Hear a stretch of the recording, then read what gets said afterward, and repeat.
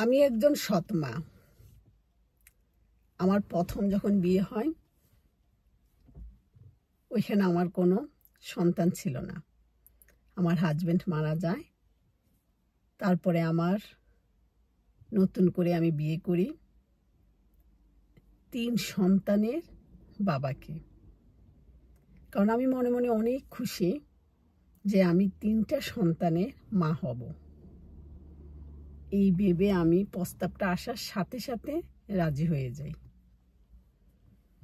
কারণ আমার প্রথম স্বামীর যতদিন আমার বিয়ের বয়স ছিল আমার অনেক শখ ছিল যে আমি একটু মা ডাক শুনবো, সন্তানের মা হব।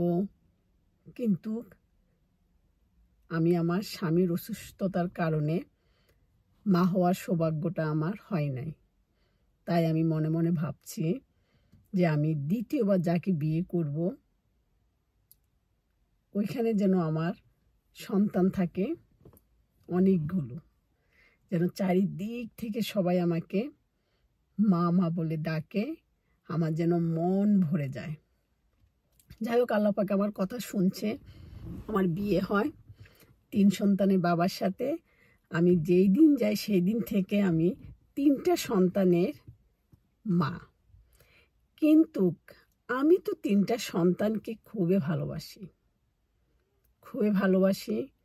আমি তাদের মধ্যে আমার মাতৃত্বর যে স্বাদটা আমি মিঠাই।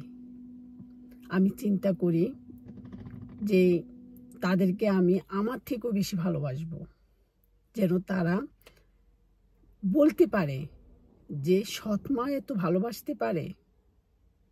এই ভেবে আমি আমার কোনো সন্তান নিই নাই, কারণ আমি মা হওয়ার মতন যোগ্যতা আমার ছিল। আমার কোনো সমস্যা ছিল না। প্রথম স্বামীর সংসারে আমার বাচ্চা হয় নাই, আমার স্বামীর সমস্যা ছিল। কিন্তু বিশ্বাস করুন, আমি না এইখানে সন্তান নিতে সাহস পাই নাই। কেন সাহস পাই নাই জানেন? আমার এই যে 3টা সন্তান, তাদের যে ভালোবাসার কমতি হবে, তাদেরকে যে আমি মন ভরে ভালোবাসতে পারবো না, তাদেরকে যে আমি জড়াই ধরে ঘুমাতে পারবো না, এইসব চিন্তা করে করে আমি মা হই নাই। আমার আত্মীয় স্বজন সবাই আমাকে বুঝাতো যে দেখ, এরা তোর আপন ছেলে না, তোকে যদি শেষ বয়সে না দেখে তখন তুই কি করবি?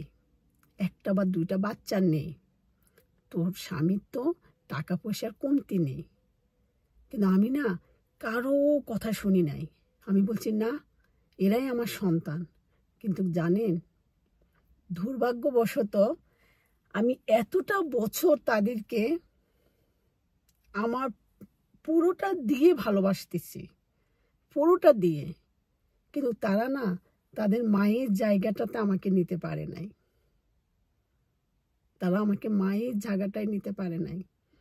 তাদের কাছ থেকে আমি মা টাকা শোনার জন্য দিন রাত পরিশ্রম করে গেছি। নিজের শখ আহ্লাদ সব কিছু আমি গলা টিপে হত্যা করছি, একটা মা যেভাবে করে। কিন্তু বিশ্বাস করুন, আমার এই সন্তানরা আমাকে মায়ের জায়গাটা দিতে পারে নাই। আমরা সবাই শুধু সৎ মায়ের দোষ দিই, সবাই শুধু বলি সৎ মারা ভালো হয় না। আমরা কয়টা গল্প জানি? আমরা কয়টা জীবনের কাহিনী জানি? জানি না।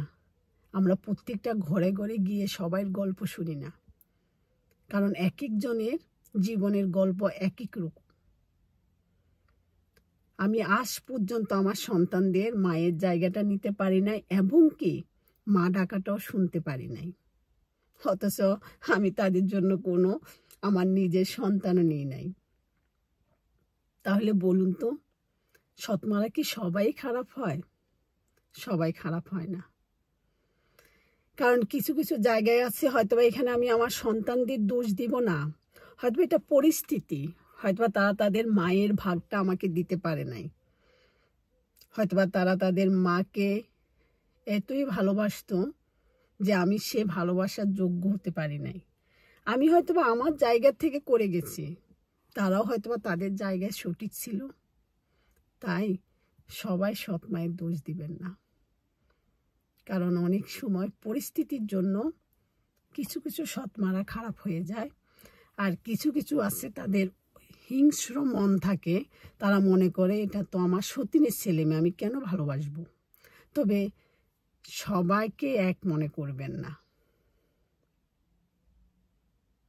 এই গল্পটা আমার না, এই গল্পটা আমি যখন একটা ভিডিও পোস্ট করি যে সব সৎ মা কি খারাপ হয়, তখন ওই কমেন্টে গিয়ে দেখবেন একটা বোন বিশাল বড় একটা কমেন্ট করছে।